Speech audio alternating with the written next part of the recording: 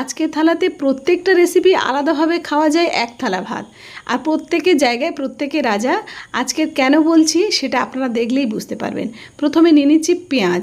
এই থালাতে কিন্তু পেঁয়াজটা অবশ্যই লাগবে, তার সঙ্গে লেবুও লাগবে। আলাদা রেসিপির জন্য লেবুটাও দিতেই হবে। আর কাঁচা পেঁয়াজ, লঙ্কা, লেবু এটা প্রথমেই নিয়ে নিলাম, এগুলো লাগবেই আজকে। আর কাঁঠাল দানার ভর্তার সঙ্গে পেঁয়াজটা অবশ্যই লাগবে।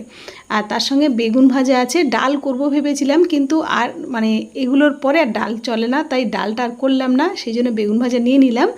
আর নিয়ে নিচ্ছি, এটা হলো হাতে মাখা, ওটা কাতলা মাছ। আর এটা হলো বাঁধাকপির ঘন্ট। এটা বাঁধাকপি কাতলা মাছের মাথা দিয়ে ভীষণ ভালো লাগে। যেটা অর্ধেক উঠে গেছে, তারপর ভাতের সঙ্গে এই বাটিতে যেটা আছে তারপরে শেয়ার করছি। হয়ে যাওয়ার পরে অর্ধেকটা খাওয়া হয়ে গেছে। মাছের মাথা দিয়ে বাঁধাকপির ঘন্ট আমাদের বাড়িতে সবাই ভীষণ পছন্দ করে। আর এই হাতে মাখা কাতলা মাছ, এটা না ভেজে হাতে মাখা কাতলা মাছ করেছি, এটাও আলাদা একটা রেসিপি, ভীষণ ভালো লাগে কিন্তু খেতে। এটা যদি বা চান আমি অবশ্যই দেব, কিন্তু কমেন্ট করবেন। আর আপনারা কমেন্ট করলে আমার ভীষণ ভালো লাগে। আর লাইক দিতে কিন্তু একদমই ভুলবেন না। আমি তো ভালো বললাম, আপনাদের কেমন লেগেছে জানাতে কিন্তু একদমই ভুলবেন না। পুরো ভিডিওটা দেখার জন্য আপনাদের অসংখ্য ধন্যবাদ। আপনারা ভালো থাকুন।